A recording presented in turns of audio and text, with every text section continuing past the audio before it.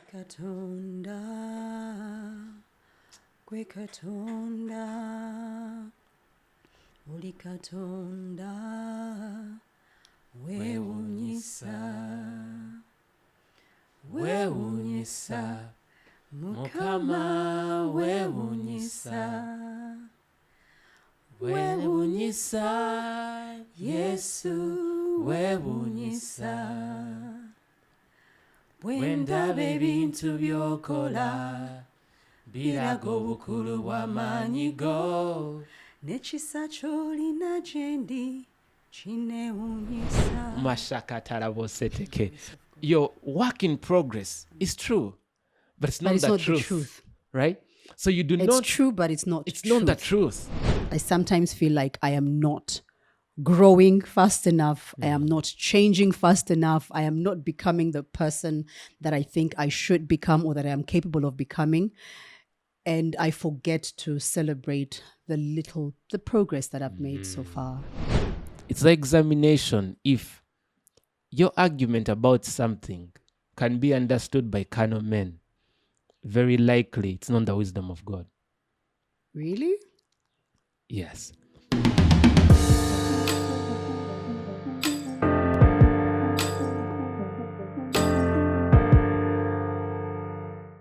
Hi. Hey. How are you today? I'm thankful. Thankful. I think it's the third time I'm hearing you being thankful today.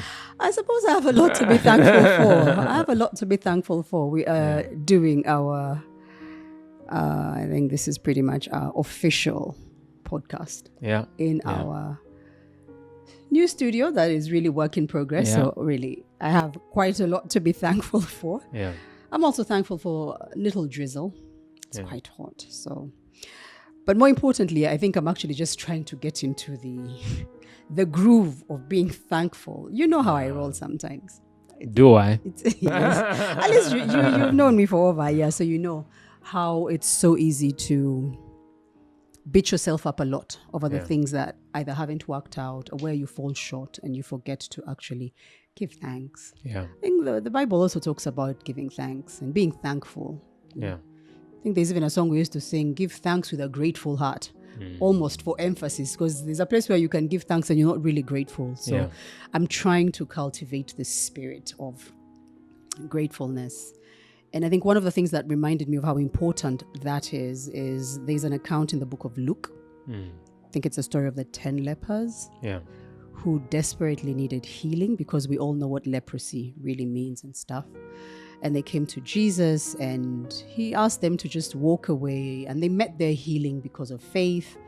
And only one person, one leper out of 10 returned to say thank you. And if memory serves me right, the account in the Bible speaks of the fact that he got more than just physical healing. Yeah. He actually got spiritual wholeness. So there's a place where he was totally healed. So the other guys just walked away with the physical healing. You know, their skin's probably cleared and stuff, but he was completely healed. So there's something about being grateful that I am trying to inculcate in my patterns, because I think there's a lot. And I find that sometimes I beat myself up a little bit too much, especially when I look at our marriage, for example. Yeah. And a few of the struggles that we've had over the last 12 months plus. And I sometimes feel like I am not growing fast enough. I am not changing fast enough. I am not becoming the person that I think I should become or that I am capable of becoming. And I forget to celebrate the progress that I've made so far. And I think because of that sort of keeps me in that space where I feel like I am on a journey. Yeah. And I remember the time we're talking about being on a journey and a race, and hopefully we'll be able to get into that a little later on. Wow. Yeah, and what's in your spirit? What's in my spirit?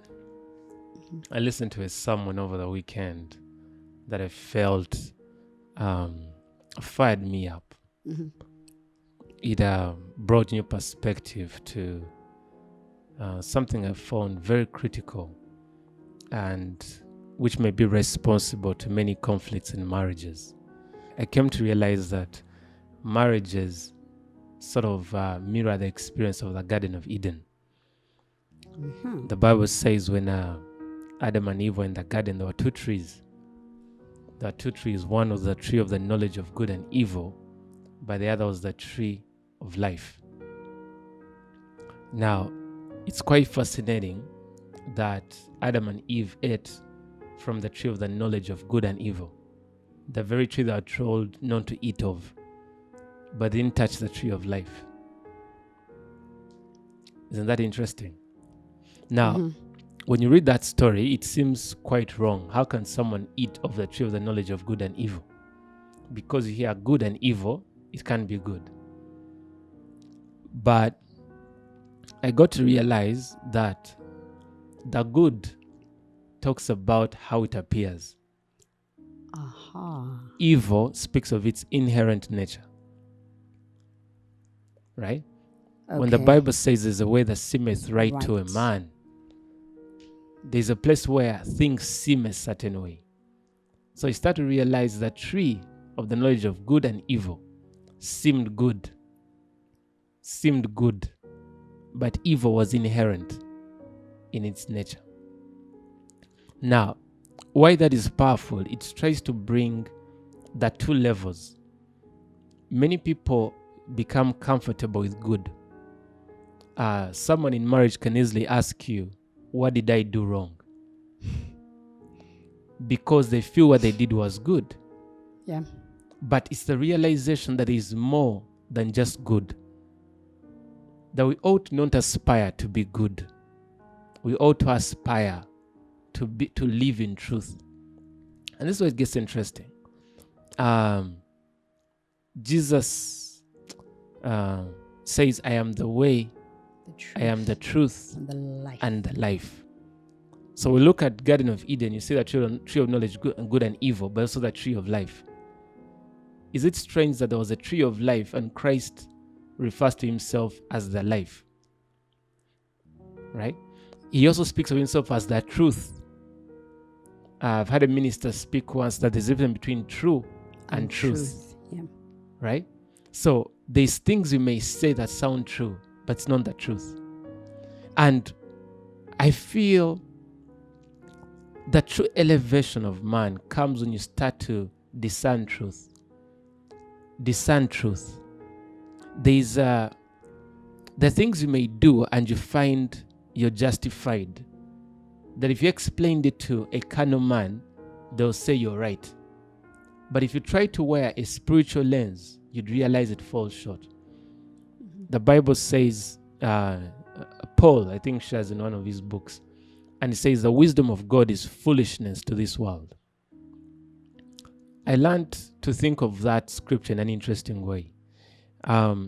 It's the examination. If your argument about something can be understood by carnal men, very likely it's not the wisdom of God. Really? Yes. So I'll give it to you.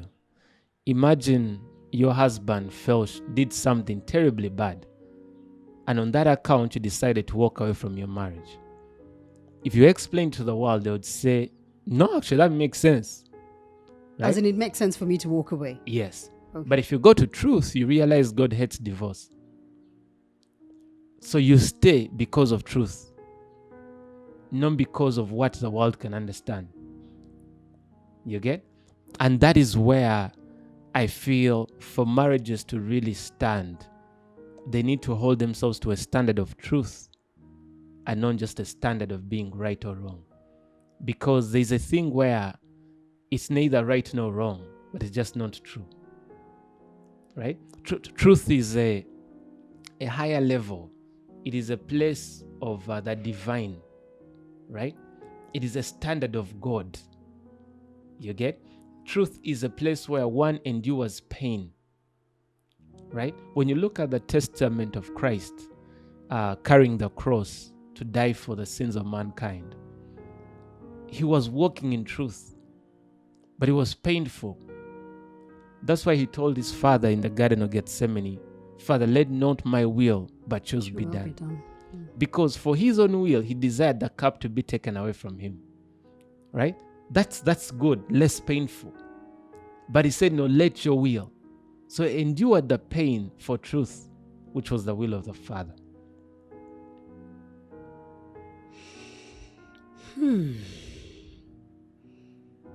I find that often in marriage, sometimes the lines can get a little bit blurred. Yeah.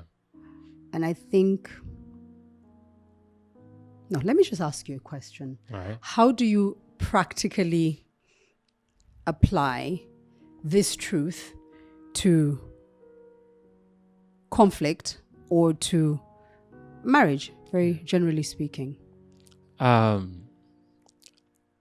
The practical way I think I would say is ask myself every day, what would Jesus do? I'll give an example. There's someone who hurt me a while back, and I felt a bit pained. And later on, they reached out for my help. And a part of me felt, why should I go to inconvenience myself for someone who hurt me? You actually had that thought? Yes, I had the thought. I was like, let it linger a bit so they get reminded of their actions.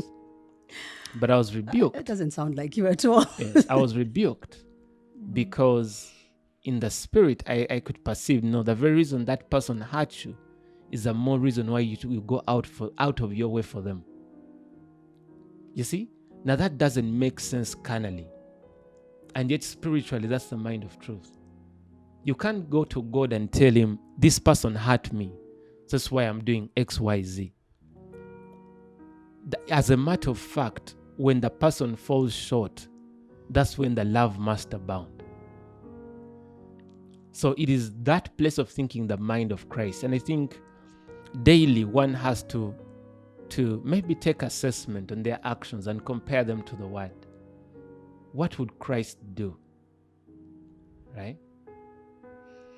I like what you've said in relation to being deliberate about checking yourself against the word on a day-to-day basis. Because I feel like sometimes there are things we tell ourselves, and they become our truth. Yeah. And it's kind of difficult in the middle of all that. And there are different levels over different subjects.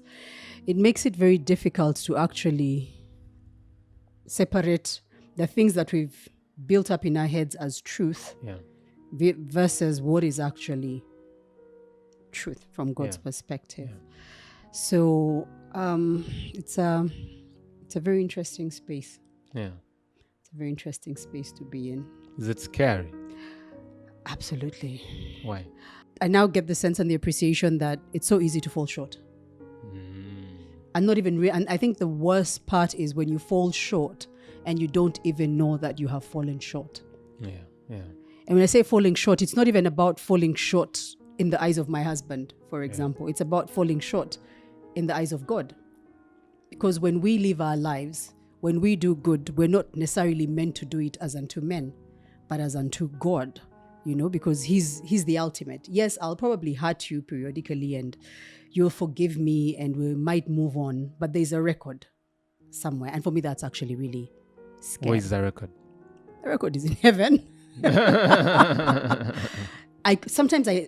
If we use our own example, there are times I do things and I actually forget that I have really done something not so nasty, but I've hurt you or I've wronged you or I've offended you. Actually, I think offense is the better term to use. And I honestly forget. I don't necessarily remember that I've actually offended you, but it doesn't blot it out. That record still exists.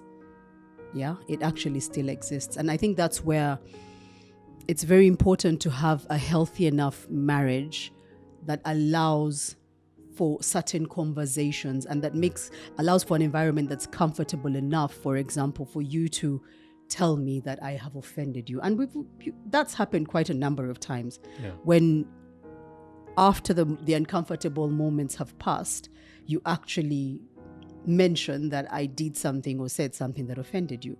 And I'm sure you see the look of shock on my face. I'm like, really?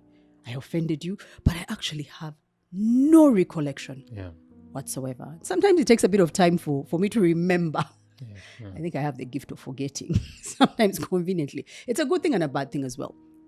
Yeah. But then when the marriage is such that it is comfortable enough for people to speak, not just in the good times, but also to share the things that make them uncomfortable and the offenses, I feel like it gives me an opportunity to, one, check myself and self-correct, but it also gives me an opportunity to see where I can, be better, but also understand you. So you're not keeping things and piling offenses and one day you'll explode. Okay, it normally doesn't happen a lot for men, but that's how it happens a lot for us. If I do not express the things that are offending me or that are hurting me, over time there's a bank that's kept somewhere, and it's only a matter of time before it actually will find expression in some shape or form. And as you're speaking, in a way I feel the practical way I shared may not have been very practical. Because to be like Christ is not something our carnal nature is predisposed to being. And it reminds me of a minister I had share recently about prayer and the word. But at the heart of it all was, one, you must build your mentor, right? You see, life is a battle. A lot of times when people think when they're going about marriage, all they're dealing with is their spouse.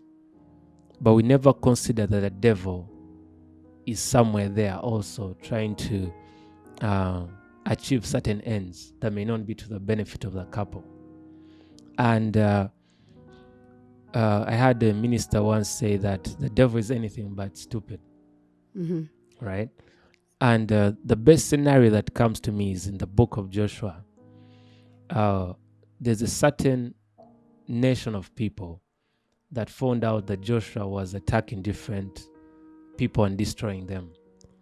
So what they did, they pretended to be from a faraway land. They managed to find old bread, old wineskins, and they came to Joshua.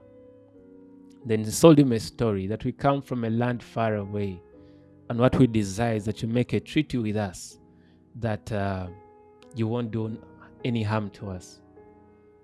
And Joshua was like, okay, that's reasonable. I don't think we're going to get that far. So he made a treaty with them. And the Bible notes that Joshua didn't inquire of the Lord. Yeah. And that goes back to where we began. There's a way that seemeth right to a man. Right? To Joshua, it seemed right that he didn't even think I should inquire of God on this one. Then as they're fighting, shortly after they realized that guys were near, they were like, you tricked us. And they're like, you signed the covenant. And on that account, those people remained among the children of Israel forever. If you read the book of Samuel down the line, you realize that David was dealing with a famine for 3 years and inquired of the Lord. And the Lord told him, Saul's bloodthirsty hands destroyed those people who Joshua had an agreement with. Can you imagine that God honors an agreement that was made through deception? Yeah, because it's an agreement. It's a covenant. It's a covenant. Yeah. Right? So to imagine that the children of Israel, all the way to the generation of David, were dealing with the consequences of Joshua's actions. Right? So that tells you that the devil is going to come at you in ways you cannot imagine. Right? And if you have an understanding of the word, that's why I feel everyone should be reading the Bible. I find the Bible is like that book that sharpens your mind to be able to see the schemes of the devil. Because the devil tends to use the same moves. But if you are ignorant of his past actions, then you'll be susceptible to him reusing them in the present day. Right? But then, that is one level. Then the other side of it all is a part of your inner man. Paul speaks in Galatians 5:17 of the root of sinful self-interest in us that is antithetical to the free spirit, right? And when you read the book of Galatians, Paul goes to great lengths to speak about this conflict between the spirit and the flesh, right? And it seems whichever one is most powerful is the one you obey. You get? Yeah, now, obviously. the flesh is sinful by nature. Imagine a man who's struggling with what? Promiscuity. Or what's the other word for that? Promiscuity is fine. Oh, promiscuity, yes. You find some of those men may actually know that what they're doing is not right. But they actually don't have the strength to overcome it. And that applies to most sin. Exactly. That's the nature of flesh. That's the nature of the flesh. Yes. Yeah. So the flesh is susceptible to sin. It is helpless to sin. Sin has power over the flesh, right? So the way it's countered, if someone growing in their spirit, when the inner man, the spirit is strong, it can overcome sin.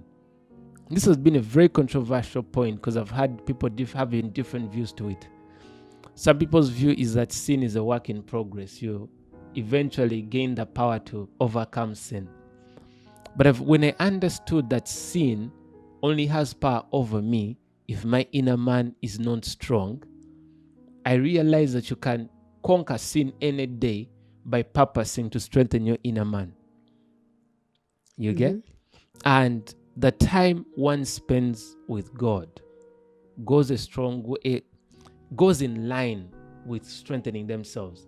Now we live in modern times where people are too busy, and nothing exemplifies it by the way women carry themselves. Oh, are you saying that women are more busy than men? Sometimes, I'll use your example, sweetheart. Sometimes I see you about different things here and there. I'm like, can you stop? I'm being a mother. How do you say, being a do you have to do everything now, right? Yeah. So, and I can see women struggling, right? Because they become too busy, right? And when you're too busy, then when are you going to find enough time for fellowship that you may build your inner man, that you may be able to resist the devil, that he may flee from you, right? So if I can summarize that, you start to realize it is important to have the word in you so you can reference it. But also it's a time to spend time with God in prayer and fasting that you may build your inner man. Now, I can speak to the inner man. The inner man, your spirit inward, is someone can tell you something and you can know it's not truth. And you don't have any reference to it. But you just get a sense that it's not truth. It's not of God. When he says, my sheep know my voice. He's not talking about a physical voice. Exactly. It's that inner voice. That someone will come pretending to be from Christ and your inner witness will say, no, I don't hear it. Right? Even people listening right now, if some of the things we are speaking are based from our carnal minds, they will hear and say, that's not truth. That's not truth. But if what we speak is of truth, those who the inner man is built will hear and say, yeah, there is truth there. Right? So if I was to say the practical way, is study the word and spend time with God in meditation, in prayer, in fastings, that you may build that inner man. Because a lot of times when you think about what people are struggling with in marriage, and I can reference our conflicts. When I think about any conflicts we have, it is us operating carnally. Because it is an example. If you're spiritually minded, most of people's shortcomings you can really overlook and not hold them against them. When you're carnally minded, when they do it the third time, you're like, this is it. This is it. I'm done. You get? So I hope I haven't lost you. You can bring me back to track in case. No, you have. And I like the fact that now I like the direction that you were taking in terms of bringing it down to practical examples in marriage, because sometimes I feel like sometimes people may not necessarily know or appreciate or understand how to use certain information in their day-to-day lives. The application, for example, of the word. And the word is only as powerful to us in as much as we're able to apply it to our everyday life. So there's someone who might be listening to this and say, I'm just going to go and read the word, which is absolutely great. Yeah. But then they may not necessarily have the understanding to translate that they have read into how do I actually apply this to. There's something I can add, right?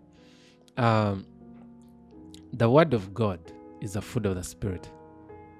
So there's a way this word is powerful that if you feed on it, let's take the food naturally. When you're eating food, you're not conscious of how that food is going to help you get energy.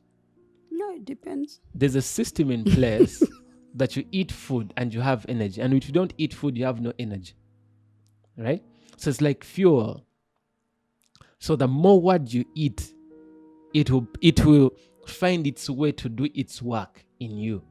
So your job is not to, even someone who consumes the word that may not have the understanding is already ahead, because sometimes understanding can come after. You get? You may encounter a certain scenario of your life and the word will come back. And like, oh, this is what it meant. I'll give you an example. Actually, I've actually remembered a portion of scripture when you said that. There's a portion of scripture that says, I have hidden your word in my heart, that I would not sin. So the word is stored in my heart. And when I find myself, and I'm speaking as basically as possible, I could find myself in a position where I could have taken a certain action. But because the word was buried within me, that word bears witness, and I'll know that what I'm doing is wrong. This is not what God would have me do. Yes. Okay. Yes. And an example I can give you, one time I saw the word come to life. I had a cleaning lady. So this lady used to come. She had a small stall. She'd sell chips chicken in the evening. And I don't know what she was doing in the day. In the day, some days she'd come and clean my house and do my laundry. And one time she had left, and then the gateman at the apartments comes to me and tells me that some ladies in the neighborhood were suspecting that she stole one of the employer's jeans. And when I heard that, I was taken aback. I was like, I trust this lady with my house, and she hasn't stolen anything, right? I'm like, I don't believe she stole those jeans. And what they were asking for me is to give them her number, so that they can confront her. I was like, you know what? I don't think that's possible, but let's do this. Let's solve the problem, right? If you believe she stole the jean, help me find out the cost of the jean and give me that debt, and I'll pay it. Because I don't want to place an accusation on her for something that, you see, when you suspect someone of something, it can be as offensive. It can be. It can be offensive. It is actually offensive. Thank you. So like, no, I'm not going to offend her. Let's think about the cost of the jean and place it on me. Later on, they discovered some other lady in the neighborhood had taken taken the jeans. But it was after that I remembered what actually Christ did on the cross. Just as that lady, the accuser of the brethren, had an accusation against us, right? And Christ came and said, whatever accusation, let it be on me. Whatever debt has to be paid, let it be on me. And he went and paid that debt, right? That's an example of me seeing the Bible come to life in my day-to-day, right? But also, as I was acting that out, I wasn't conscious of what Jesus did. But very likely, the word I had been consuming had started to shape my heart in such a way that I could act like Christ without being conscious of it. Does that make sense? Mm-hmm. Yeah. It does. moment of silence? Yeah, I'm just reflecting.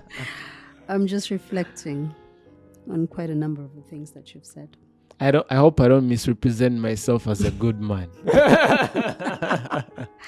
We shall let the world judge you. We are all works in progress. Yeah, speaking of works in progress.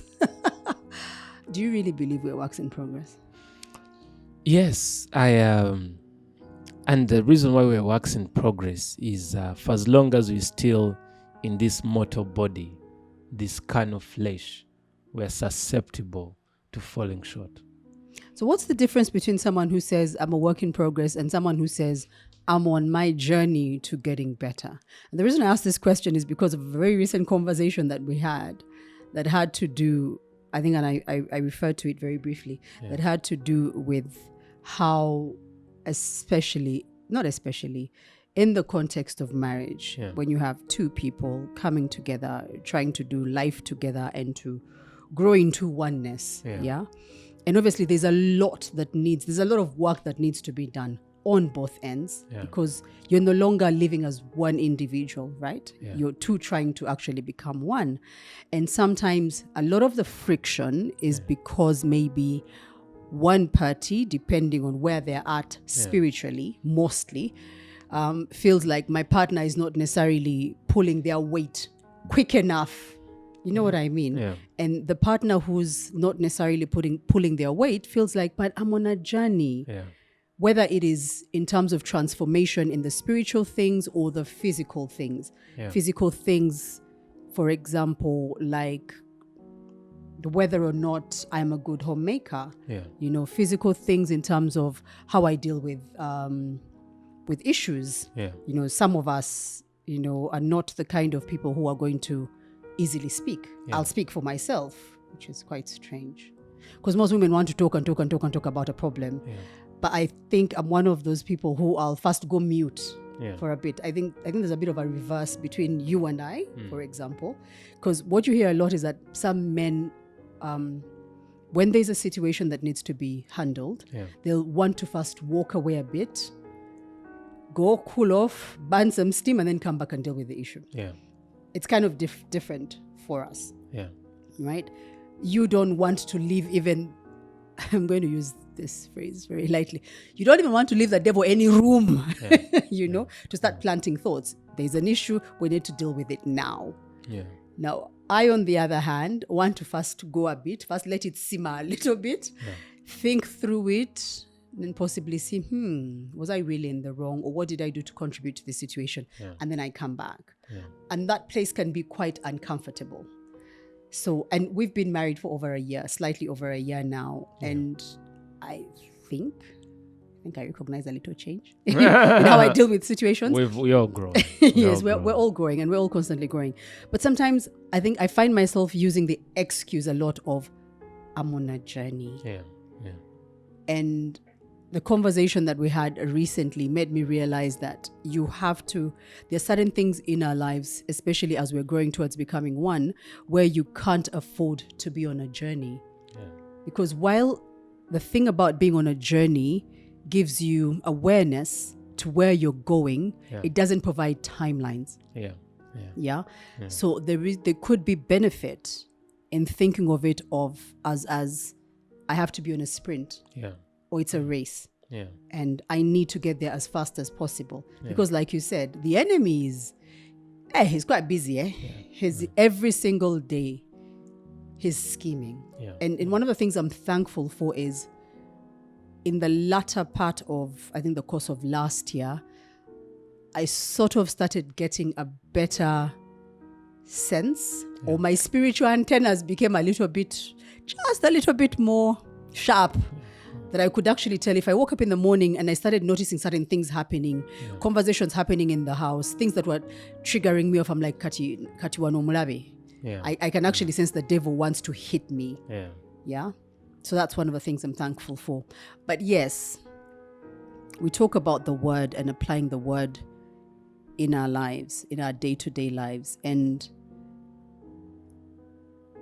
you talked about the mind of Christ and being Christ-like, and therefore being more But there's something I feel we're running away from that you hinted on that came to me. Mm-hmm.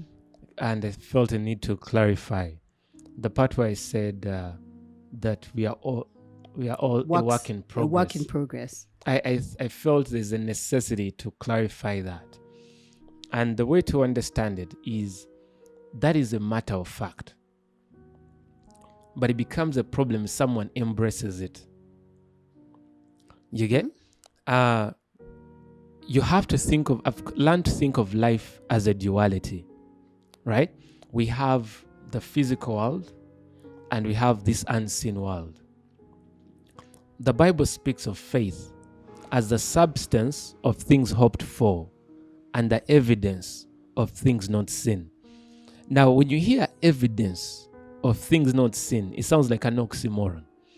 How can you have evidence of a thing unseen that cannot be seen? And the only way you can reconcile that is realizing there's a duality. We exist in two realms at the same time. Your spirit man dwells in the spirit world.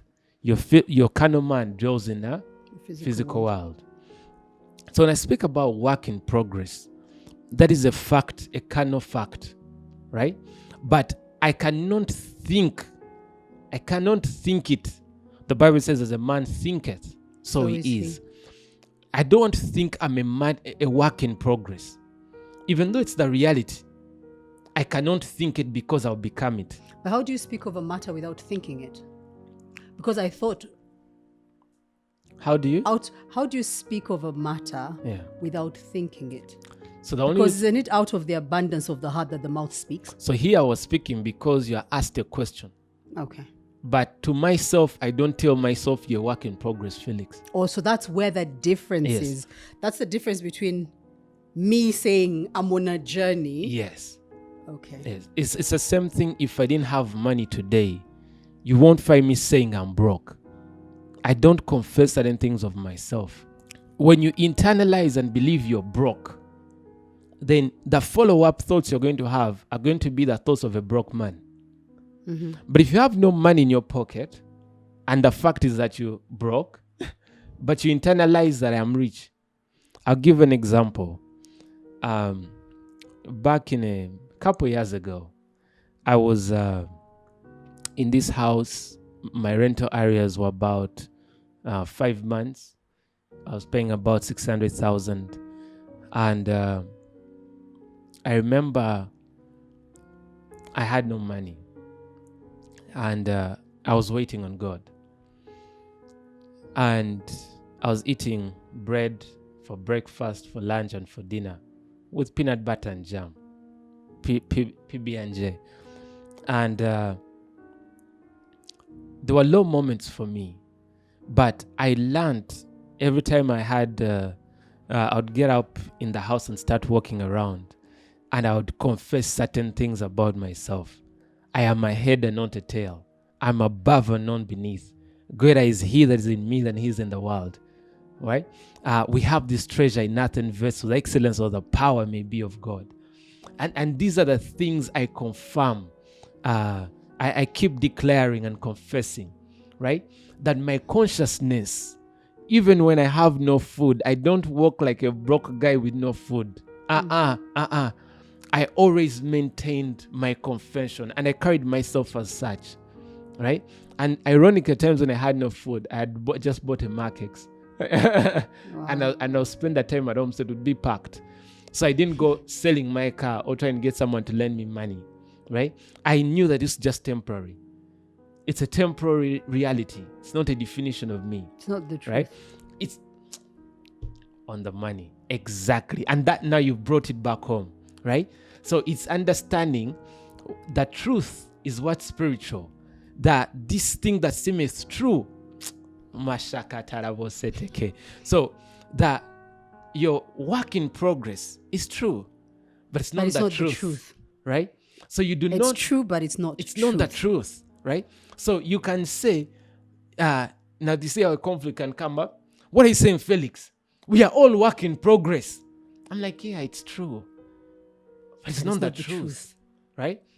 The truth, I cannot wake up and say I'm a work in progress. Because greater is he that is in me than he that is in the world. To speak I'm a work in progress is to say Christ is a work in progress. But also you are a brand new man. Thank you. Right? You're a new creation. That's what it says. When you confess Christ, when you come to the knowledge of Christ, you are a new creation. Yes. You're a brand new man. The old is gone. It doesn't matter. But there's a caveat to that. And also I'm a bit careful because the people who think it just happens. Paul says, do not be conformed to the standard of this world, but be transformed by the renewing of your mind. Right? The time when you become born again, you're a new man, a new creation. Right? That's why the old sin is not held on you. Right? But do not be mistaken. Your mind has not been fully be transformed. Right? Mm-hmm. When John says, therein is love made perfect, that as he is, so are we in this world. There are people who declare those scriptures. But when you ask their neighbors around them, do they see love made perfect? They're works in progress. You see? You see? So they're still works in progress. So I wanted to just sort of align us a bit because we deal with two worlds, right? There's a confession of a world. For example, if I tell you I am a head and not a tail, right? Where I've been broke, but I'm speaking contrary to my brokenness, I won't be dumb enough to not work because I am a head. You get? There's what does you. I hear what you're saying, and I think for me, the power in saying it, it's not. Well, if you just say it for the sake of saying it, then obviously you've missed the mark. Yeah. But the reason why it's important for one to keep reminding themselves is just in case there are any of those random thoughts that come back of man. Because let me give you an example. There are people. That's actually another one.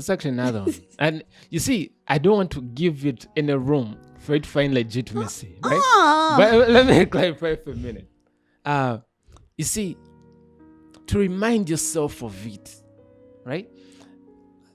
I've learned in my life to not even look to my failure.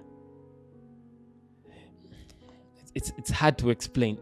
It's hard to explain because there's a balance. It's a navigation of two worlds. Because the times I look to my failure to learn, but I don't look to my failure to condemn myself. I don't allow my failure to take. But clarify your thought. I even lost my train of thought. My apologies. I think where I was going with this is there's someone who has lived a certain life. Yeah. Okay? They come to the knowledge of Christ. They get born again. They confess. And there are people who, by God's grace, because I have encountered some of those people, who just do a complete 180 degrees. Yeah. And you're dumbfounded as to how they actually managed to pull off a 180 degrees change in themselves just after coming to Christ. Yeah. And then there are people for whom it's a struggle. Yeah. But for those people, they have to constantly remind themselves of this truth so that when they find themselves slipping a bit or they don't beat them. Now I'm even getting worried about where I'm going with this conversation. Yeah. They have to remind themselves that this is actually what the truth is. But it's not good, like you said, it's not going to be automatic. I'm not suddenly going to wake up and my temper is gone. Yeah. You understand? But every time, for example, as I am being transformed and sometimes I fall short, I don't beat myself up too much about it.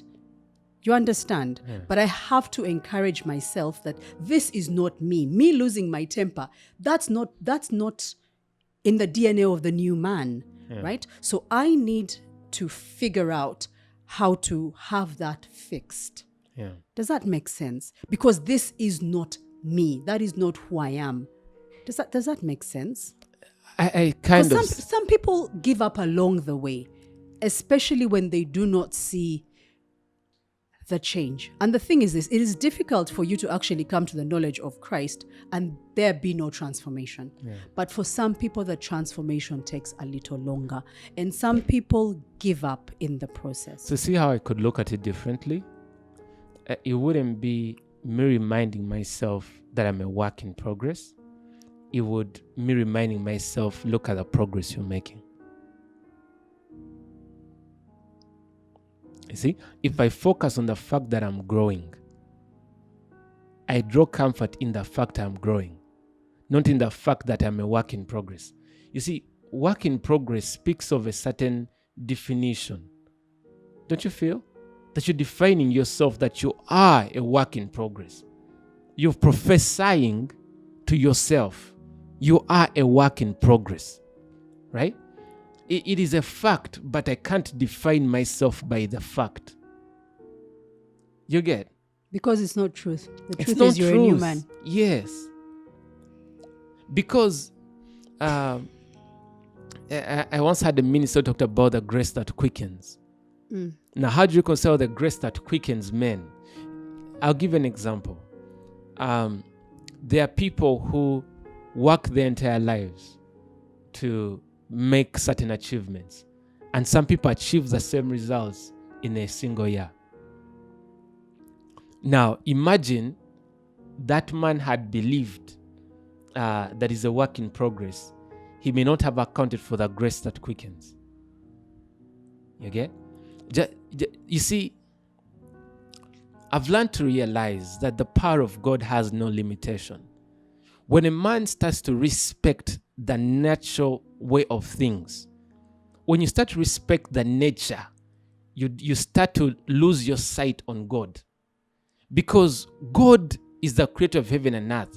He saw darkness and spoke light into existence. He that caused the things that are, what's it? That are not as though they are. Right? So he looks at a work in progress and says, look at the perfection of God. You see that? And this is where it is powerful. That the state of the mind is the beginning of certain outcomes. The place that as a man thinketh, so he is. To imagine that there is a battle fought in the mind of what does a man believe? What does the man see? That you have the power to create your life. You get? And you're creating your life by what you're thinking.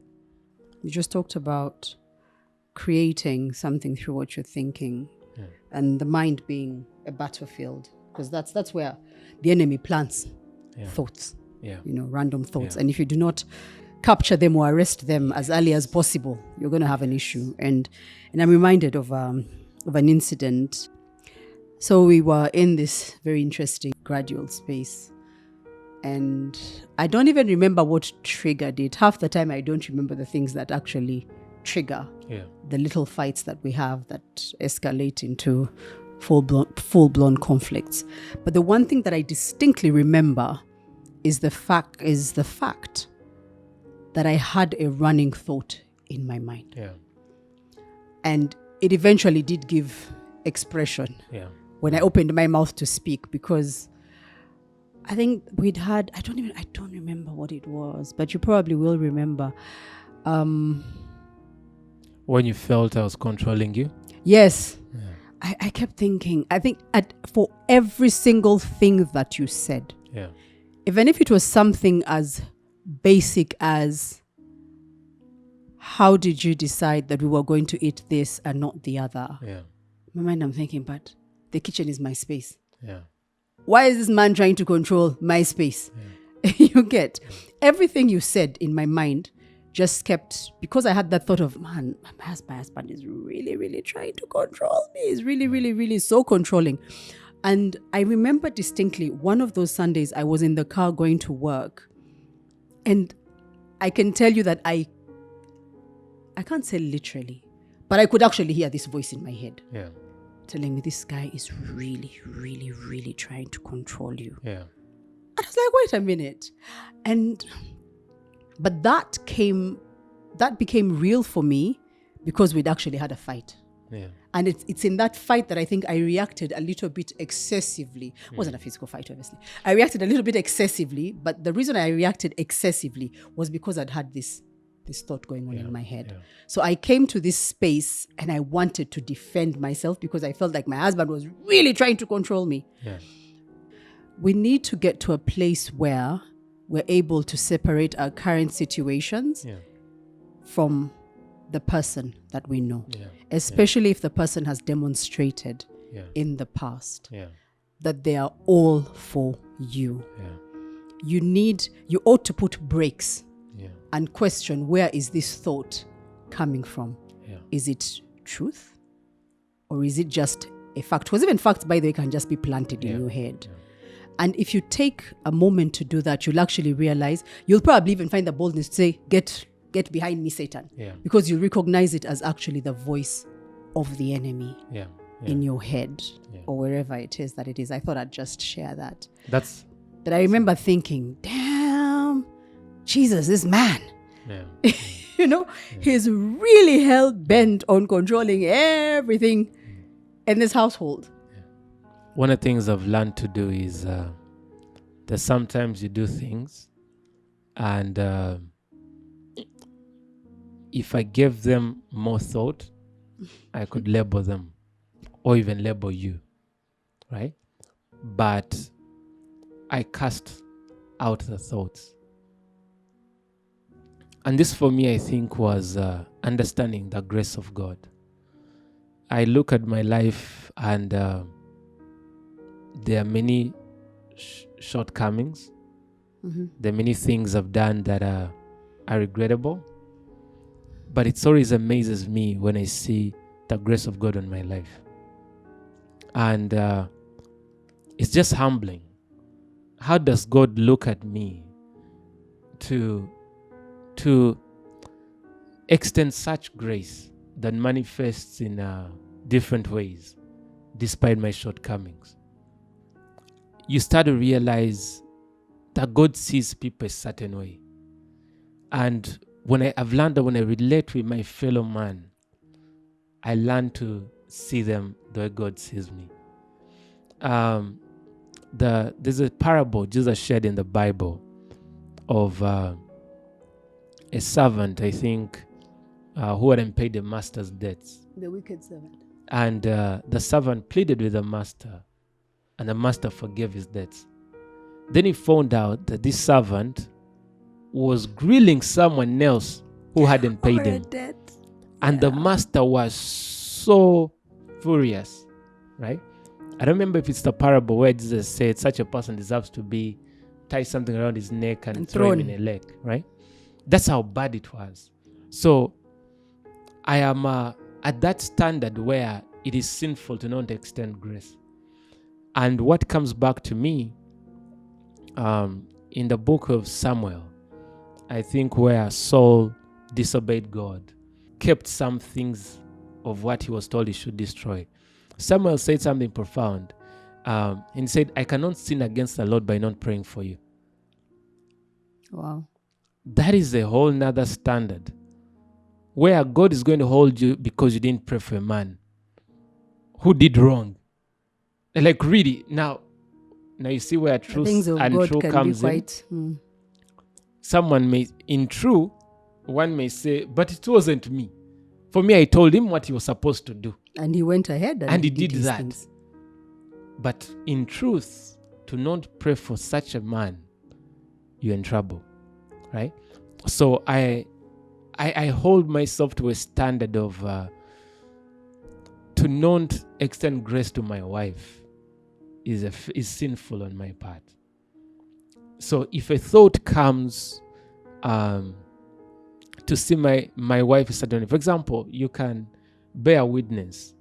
I doubt my mouth has made an utterance of labeling you a certain way. Yes. Let me see. I'm very mindful that in my mouth I do not prophesy things over you. I don't confess negatively. And that's where I basically have to hold myself together, even in what moments, to not paint you. Because the moment I start to paint you a certain way, there's what they call a self-fulfilling prophecy, right? When you start to say a thing a certain way, it eventually happens, right? So it's someone who looks at their child and says, speaks certain negativity, and eventually that negativity actually starts to become real, right? So I'm very mindful with the word. And at the same time, as the head of my household, I understand there's a power I've been given where my word has power. and authority. Now, the last thing I can do is to be the one who destroys my own house by my utterances that are a product of anger or a failure of self-control. So I hold my tongue, right? So that I do not confess what I don't want to manifest. Just like Proverbs talks about the foolish wife who tears down her own household with what she says or with her tongue and stuff. So let me make sure So what you're saying, one of the things that you're saying is that in order for one to be able to extend grace, they must first understand, recognize, appreciate that God has not dealt with us as he ought to deal with us. So God has extended a certain grace to us, and it's only prudent that we extend the same grace to others. I think that's an area where I find myself still on a journey, still growing. So how do I practically have this at the top of my mind, that whenever moments come and I am fired up to just go all out guns blazing, that it's top of mind. There's that top of mind awareness that, you know what, even you, God, if God were to deal with you the way he ought to deal with you, it wouldn't be the way he's dealing with you. So be a little nicer, be a little bit kinder, be a little bit more thoughtful. And I find this is very important for us, people generally, but mostly, especially with the people that God brings into our spaces. Now, like in the context of a home, there are people that God brings into your home. There are people that you're responsible for, because ultimately you're actually responsible for them. The people who are working under your leadership. When we look at the leadership structure, ultimately you're the head in our household, right? So you lead the household. Deputized by me, and I have my thoughts around what the deputy can do and cannot do when the leader is on leave, if the leader ever goes on leave. But yes, but then also there's a certain hierarchy then. If there are people, if there are caregivers in our home, those I sort of have custodianship over. And how then do I constantly get into that space that I don't even have to think about it, that I actually constantly extend grace? Because I know that's an area that by God's grace I'm going to conquer eventually. But it's a real struggle. And I'll give you an example. I don't know if I ever told you this. I may have talked about it, or I may not have wanted to chew humble pie. But I can talk about it now. There was a season, and this goes back to recognizing when the enemy is orchestrating a storm in your household. There was a season when the young lady, the domestic manager, we like to call her, were constantly butting heads. And it really it escalated to the point that I was quite happy to let her go. In my head I was like, if she goes tomorrow, and sometimes we have these moments like agende, but sometimes you're convicted. So that particular night, and the reason why I'm talking about this is to bring in another dimension. That particular night I remember trying to sleep, and I could not sleep. Now, I know that in a certain part of my life, I had a bit of insomnia, but that was something I overcame by God's grace. So I couldn't sleep, and I was so exhausted. Now, it's very difficult for me not to sleep when I'm exhausted. So I tried all the tactics that I normally deploy. If you can't sleep, go take a shower again. You're almost certain to doze off the moment you get into bed. Took a shower. Get back into bed, and I couldn't sleep. I tossed and turned, painted things in my head, got my phone, headphones, listened to worship music, and it just wasn't working. And I stayed up until about 3 a.m. And you, on the other hand, were cruising in your candor. You were really, really enjoying your sleep. And I kept feeling in my spirit, go and apologize. And I have some of these arguments, with the Holy Spirit, in my spirit. You're joking. How? What am I apologizing for again? Then I'm going to set a precedent. And I get shocked in hindsight that I even had the courage to argue with the Holy Spirit. impudence. This is shocking to me sometimes. But I was like, no, I can't. Yeah. First of all, it's 3 a.m. And I kept feeling, you actually need to go and apologize. Yeah. I'm like, but I wasn't wrong. Go and apologize. But if I apologize, then suddenly it's going to shift things. Then it's going to be a lot of disrespect. Yeah. And I got to a point where I figured, if I don't apologize, I'm not going to sleep. Yeah. I actually went and chewed humble pie, knocked at the door, let myself in, woke her up, and recounted the events of the day that had led us into a very uncomfortable space. And I think for once, I didn't try to explain myself. Because I find that sometimes we have that habit of trying to explain ourselves. And in the process of explaining ourselves, we water down the truth. Yeah. Because we're sort of layering it with lots of facts. But you see, when you did this, then I did this, then I felt this way. Those are facts. But the truth is, you offended someone. Exactly. You were prideful, if that's even a word, in the way you behaved with this person.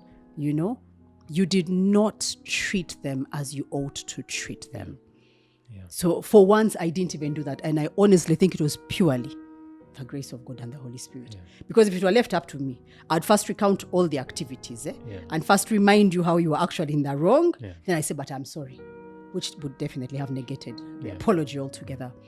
So I said I was actually sorry for the way I had behaved, and I explained not the why, but and I felt such a weight being lifted off me. It was, I can't quite describe what happened that night. Okay, I've just described it, but it's something that I think we ought to experience, because then you become a little bit more mindful when you feel the prompting of the Spirit. And I remember coming back to bed and just getting in and swiftly drifting off to sleep.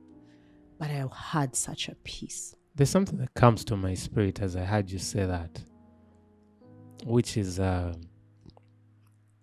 something I find a very great concern, is that the Spirit of God is not forceful. And for that very reason that is not forceful is why I'm very sensitive. Because the Spirit will not force you to do something. It's for that reason that you can resist and you don't hear Him again, and you don't even know what you lost. Yeah, that's true. Right? And you've noticed in the past that every time there is a misunderstanding with the domestic manager, I'm not the most loving partner. I'm not always quick to run to your side. I've grown in wisdom to learn to listen when you're ranting and just give you a shoulder, give you an ear so you can... and it almost always just shuts me up. And you actually process and then you get your answers. But the reason I'm very sensitive is that the such ladies are coming to our homes. They're not in our homes because it was the best choice they could do, right? It's certain circumstances that bring them in your home. And you see, in the line of truth, character is best expressed in how you relate with people in a lesser position. Jesus told his disciples, the greatest among you will be the servant of all. And when I see these people, in a way, I want to be a servant of them. That's what's required of me, right? It is why, even if I was telling her to do something, I may want to ask her to do something. Even though I can instruct, I may ask, right? Even though they do it and they're supposed to do it, I will still be thankful, right? You see, I'm very conscious about the power of God and the power to change the lives of men. You see, I am confident about my future for as long as the hand of God is upon me. I am persuaded about my future for as long as the hand of God is upon me. And for that very reason, I don't try to walk upright because I don't want to go to hell. No. I walk upright to the best of my ability. The hand of God may remain upon me. Because I know that is my secret sauce. That is my advantage. Right? And I'm so sensitive. I'm so sensitive to anything that makes me fall short, that I may risk that hand of God off me. He's the lifter of men. Just 2 years ago, March 2020, gave everything of mine away, went to the floor. I slept on the floor for 6 months without a mattress. And I was waiting on God. And man, I've seen him show up. Yeah. I've seen him show up. I've seen him show up. And I know I have no confidence in myself, but my confidence is on God. I tell people, for me, my definition of faith is confidence in the power of God. I am confident in the power of God.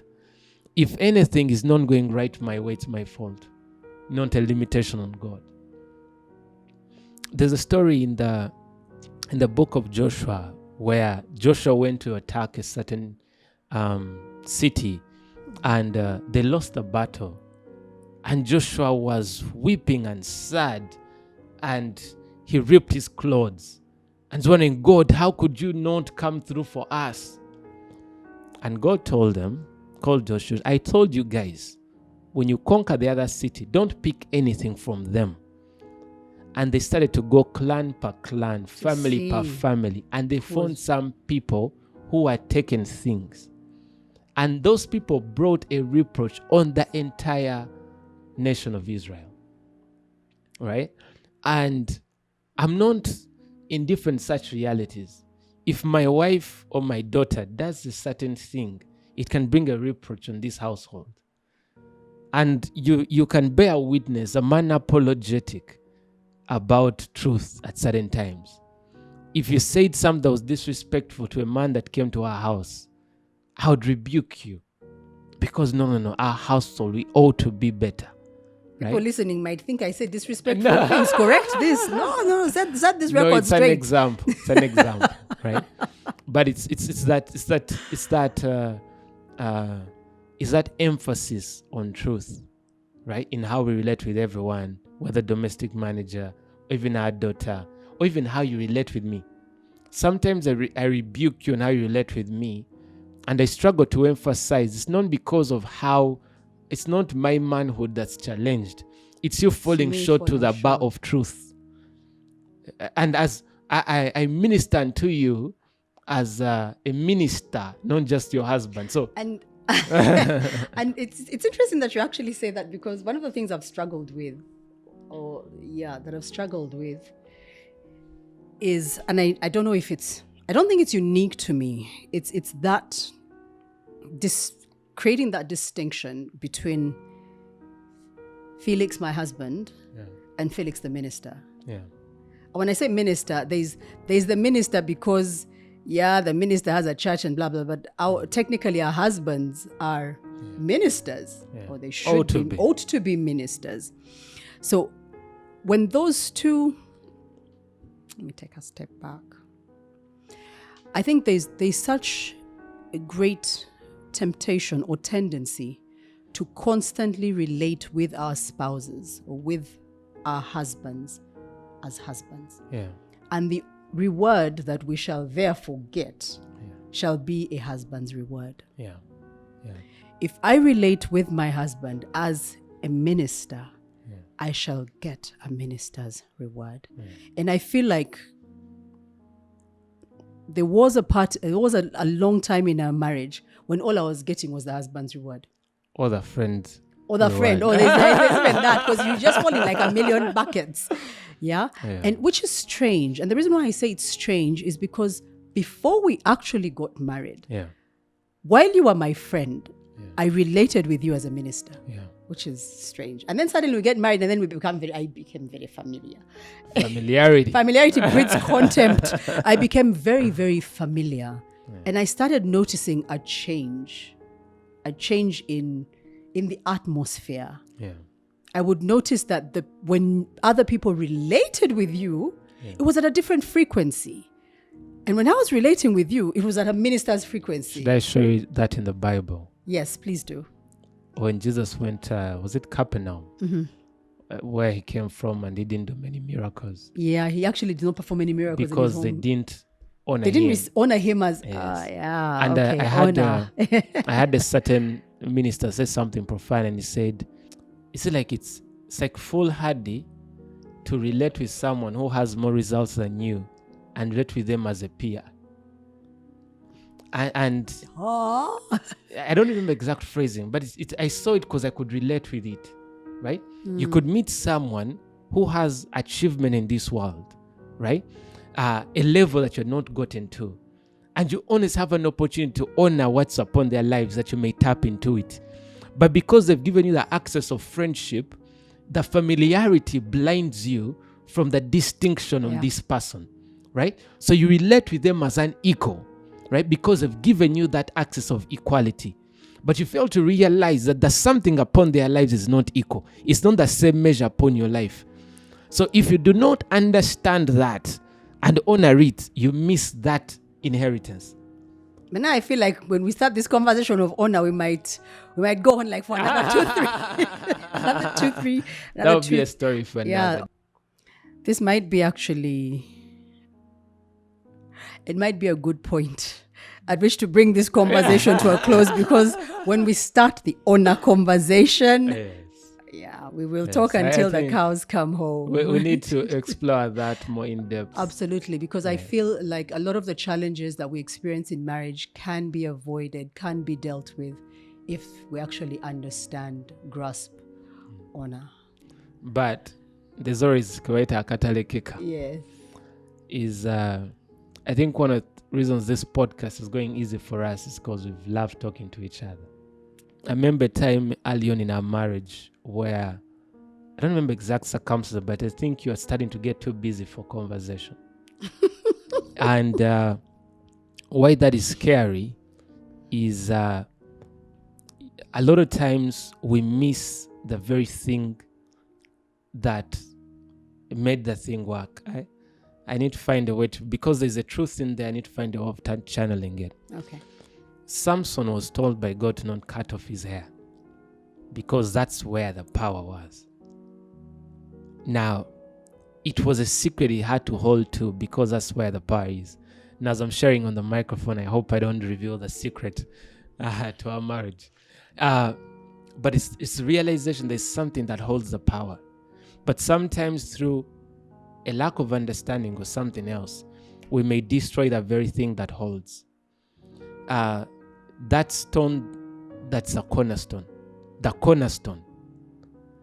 Just as marriage is a cornerstone, you find this that cornerstone that sustained you from the dating phase that led you to marriage. But all of a sudden, get into marriage and you feel you're too busy for the cornerstone. It is the same way where God blesses a man and he goes into places of blessing and he forgets the communion he had with God that actually led them to the blessing. So he feels he's too busy with the work he's doing now that he's forgetting there's something that sustains. There's an altar that brings the power that makes things function. So even in marriage, there's that altar where the fire of the marriage derives. So it's easy. It's important to understand the non-negotiable. To understand there's this thing in our marriage that's so critical for the functioning that I can't let anything get in the way of it. So if you imagine yourself getting into a place where you don't have time to talk to your husband, yet the very thing that led you on this journey was because you could talk for long hours, you know that devil is getting at you. But the power of it all, it doesn't look like it. You see, the devil is too technical because he knows where the power is. Delilah was looking for a secret. And for as long as she knew the secret, she would cut off the hair. And just a man so strong like Samson that Delilah could defeat with just a pair of scissors. I hope there weren't stones in that day and age. Except it wasn't just a pair of scissors. But therein is the power. That also as God takes you forward, don't forget where the power that took you places came from. Because that's what will actually sustain. Yes. You need to remember the instruction that sustains. You need to remember that altar. Right? So I think that was the katalekeka that came to mind. I can't say anything else after you've spoken. That's it's quite profound. But I also feel like it was a reminder to me, that could be the spirit. I think it is actually the spirit. And in that regard is you to honor. You see, I've learned very much when people speak, I don't listen to them. I don't assume I'm listening to them. Peradventure, I miss the word of God. So if everyone speaks, I listen, not to the man. And that's why you cannot judge a man by his appearance, because God can use any. He spoke to a donkey. So there's that humility. When a person speaks to me, I humble myself. Peradventure, pride makes me lose my destiny. Or peradventure, pride makes me lose the shortcut to my breakthrough. So it is that place when people speak, I've learned to not hear people. Hear. Because some of the things people say they're not even conscious of, but they're coming from their spirits. A lot of the things we've said today on this conversation, I wasn't thinking about. But very likely I'm going to stop and play back and listen again to myself. And minister to yourself. And minister and get ministered to. Right? Because sometimes people are messengers. And you need to separate the messenger from the message. Perfect point to bring this conversation to a close. Yeah, it's always a pleasure. I think this is, I don't know if I told you, this is where my confidence came in when I was making the decision of getting married. And I think it was the one part I don't think you've had this. The part where I was scared of you ending up with another person. Actually, this is one of the things I haven't had. I was like, how would we still talk for long hours when you have another Lord? So in a way, there was a self-interest that to preserve our communion, I had to lock you in. Lucky me. No, but that's really sweet. It's really, really profound. Yeah. And I'm thankful.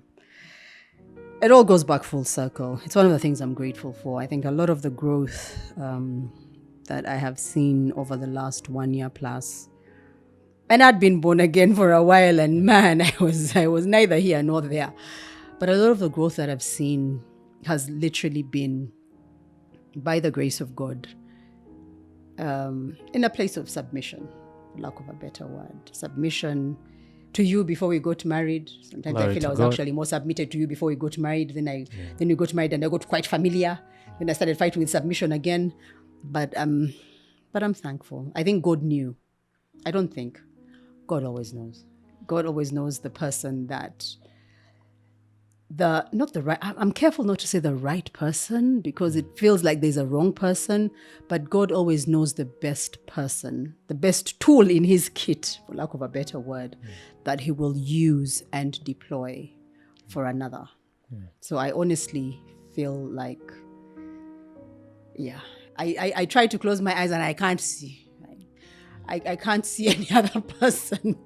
I can't possibly see any other person that could have set me back on course, because I was very, very much off course. And even then, I'm careful to recognize that it is still God through you, not necessarily you. Otherwise, then I enter the realm of worship, worshiping a man. And I think that's where we fall short a lot. So that's one of the things I'm grateful for, my dearest husband. So thank you. It's a pleasure doing life with you. I know, right? Same here. Thank you.